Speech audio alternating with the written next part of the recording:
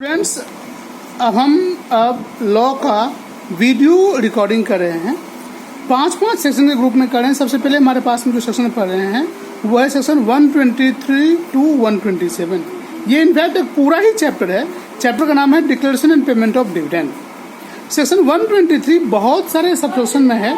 Section 123 का section 1 कहता है कि no dividend shall be declared और paid by a company for any financial year except क्या, तो आप करंट ईयर के फाइनेंशियल ईयर प्रॉफिट से दे सकते हैं डिविडेंड, या फिर प्रीवियस फाइनेंशियल ईयर के अनडिस्ट्रीब्यूटेड प्रॉफिट से दे सकते हैं, या फिर बोथ। यहाँ पर एक प्रोविजन कहता है provide that in company profits any amount representing क्या क्या, तो अनरियलाइज्ड गेन्स, ध्यान दो, अनरियलाइज्ड गेन्स, नोशनल गेन्स और रिवैल्यूएशन ऑफ एसेट्स और any change in carrying amount of assets or liability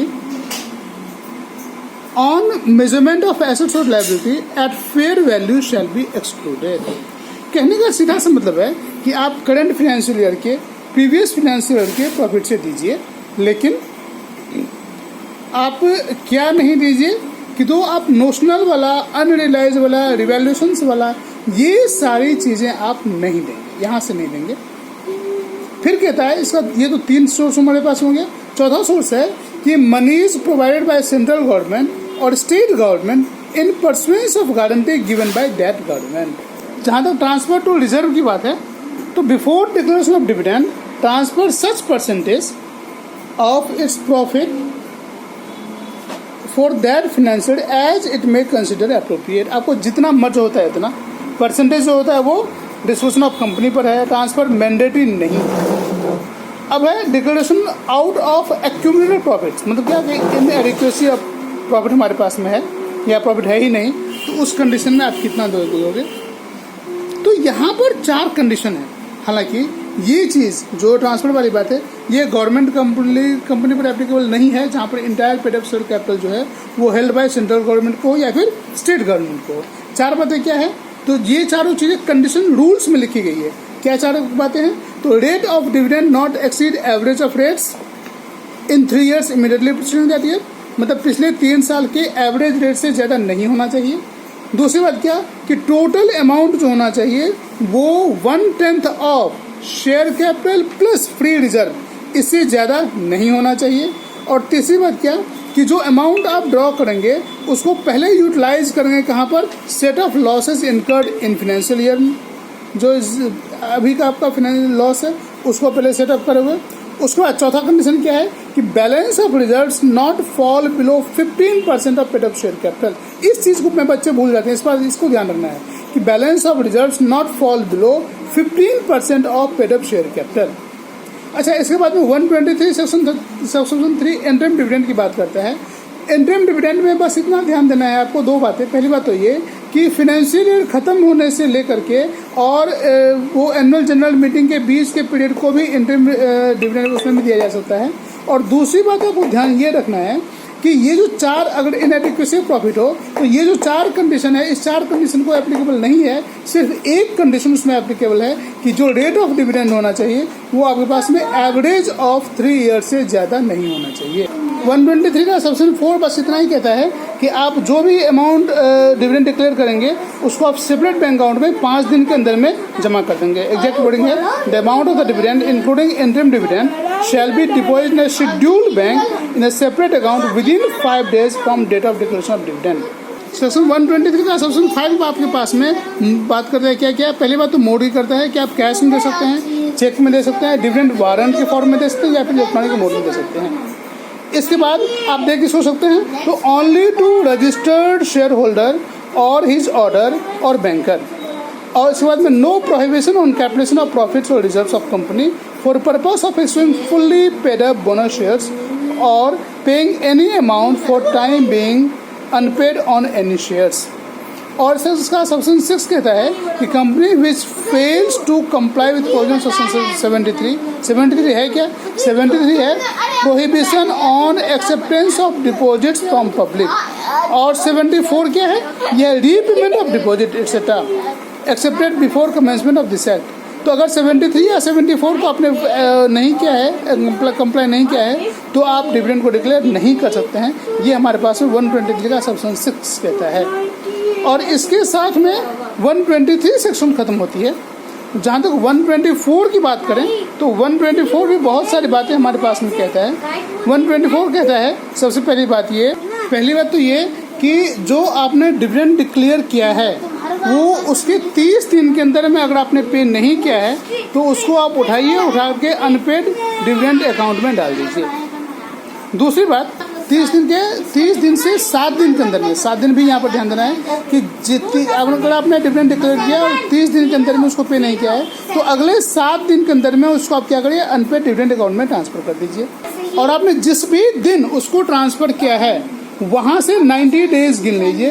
उस 90 डेज के अंदर में आप एक स्टेटमेंट दीजिए जिसमें नेम हो, लास्ट नोन एड्रेस हो, अनपेड डिविडेंड एक्सेट्रा।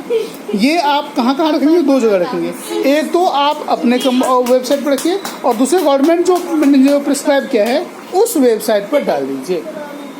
अच्छा, अगर आपने सेपरेट बैंक अकाउंट में डाला और 7 दिन के अंदर में आपने उसको अनपेड डिविडेंड अकाउंट, फिर से अगर आपने 7 दिन के अंदर में उसको अनपेड डिविडेंड अकाउंट में नहीं डाला तो कंपनी को 12% पर एनम के हिसाब से इंटरेस्ट देना पड़ेगा। और यहाँ पर ये ध्यान रखना है कि ये जो 12% का आपको देना पड़ेगा, ये जिन अकाउंट होल्डर्स का, जिन लोगों का पैसा वहाँ पर है, उनके बेनिफिट के लिए ही इसका यूज किया जा सकता है, इस इंटरेस्ट का। इसके बाद ये कहता है कि 90 डेज में आपको प्रिपेयर करना है स्टेटमेंट को, जो आपको अपने वेबसाइट पर रखना होगा और गवर्नमेंट के बनाए वेबसाइट पर रखना होगा। फिर इसके साथ एक और बात ये कहता है कि आपको 7 दिनों के अंदर, 7 दिन नहीं 7 साल के अंदर, आपने जिस दिन उसको ट्रांसफ़र किया वहाँ से 7 साल तक अगर इसको पे नहीं किया गया, वहाँ से कोई नहीं मांगा है, तो आपको क्या करना होगा, इस अमाउंट को IEPF में ट्रांसफ़र करना होगा। Investor education and provident IEPF में ट्रांसफर करना होगा, investor education and protection fund में। अच्छा, अगर हमने डिविडेंड को डिक्लेयर नहीं किया, डिविडेंड किया और उसके 30 दिनों के अंदर में हमने डिविडेंड को पे नहीं किया, तो उस कंडीशन में जो फाइन है वो सेक्शन 127 डील करती है। और सेक्शन 127 उस बात में यही करता हूँ, वो कहता है कि कंपनी को 18% का देना पड़ेगा इंटरेस्ट, कंपनी को 18% इंटरेस्ट देना पड़ेगा और ऑफिसर को 2 years plus 1000 per day. Company कितना? 18%, ऑफिसर कितना? 2 years प्लस 1000 पर डे। ये कहाँ तक है? तो देखो, जो आपने डिविडेंड डिक्लेयर किया वहाँ से 30 दिन के अंदर में आपने पे नहीं किया तो उस कंडीशन में ये पेनल्टी है। ये पेनल्टी कौन लगाती है? ये पेनल्टी सेक्शन 127 लगाती है। लेकिन जो 124 है, 124 की अपनी पेनल्टी है क्या, कि कंपनी को 5 से 25 लाख तक का और ऑफिसर को 1 से लेकर 5 लाख तक की पेनल्टी है। 124 की पेनल्टी क्या है? 5 से लेकर 25 लाख और ऑफिसर को 1 से लेकर के 5 लाख तक की पेनल्टी। अब सेक्शन 125 बात करता है investor education and protection fund की। ये कहता है कि सेंट्रल गवर्नमेंट इसको एस्टैब्लिश करेगी। इस फंड में कहाँ से पैसे आएंगे? तो grants by central government, donation by central government, unpaid dividend account आएगा। इसके अलावा amount in general revenue account आ जाएगा, amount lying in IPF fund आ जाएगा, interest of other income received out of investment made from fund आएगा, amount received under subsection 4H application money received, जो application money receive होती है वो हुआ, मैच्योर डिपॉजिट्स हो गया, मैच्योर डिवेंचर हो गया, interest accrued, sale profit of fractional shares, redemption amount of preference shares. Just for understanding, सिर्फ एक बात समझ रहे हैं।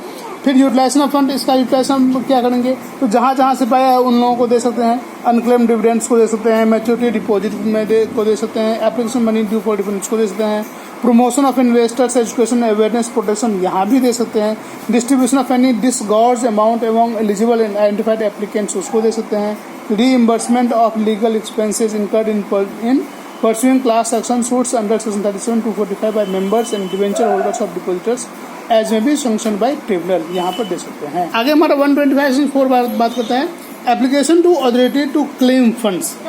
Any person claiming to be entitled to amount referred in section 2, यानी जो अभी बात में बात किया था, may apply to authority constituted under section 5 for payment of money claim। फिर 125(5) बात करता है establishment of authority for refund of funds. Central government can constitute authority with 1 chairman, other members not exceeding 7 and CEO। फिर 125(6) बात करता है management and administration की। Central government have power to decide following things to make new rules, administration of funds, appointment of chairperson, appointment of members, appointment of CEO, holding of meeting of authority etcetera. फिर बात करते हैं 125(7) resources to authority की। Central government have power to provide officers, employees and resources to authority by making rules.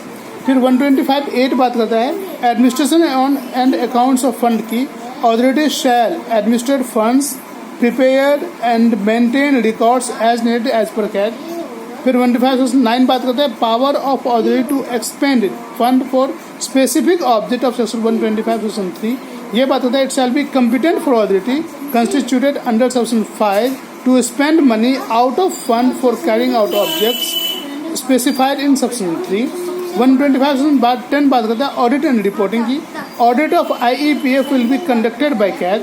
CAG will decide time and frequency of scope of audit. Audited accounts and audit reports shall be forwarded by authority to central government annually or on demand। और 125(11) बात करता है reporting to central government. Authority and CAG shall prepare following documents and reports before parliament. क्या क्या annual report बनाएगा उसका और audit report by CAG. ये हमारे पास में पूरा 125 का डिस्कशन था। 127 मैंने पहले बात कर लिया है और 126 कहता है क्या कि right of dividend, right shares and bonus shares to be held in advance pending registration of transfer of shares. ये 127 था। तो ये हमारा 123 to 127 खत्म होता है। Thank you.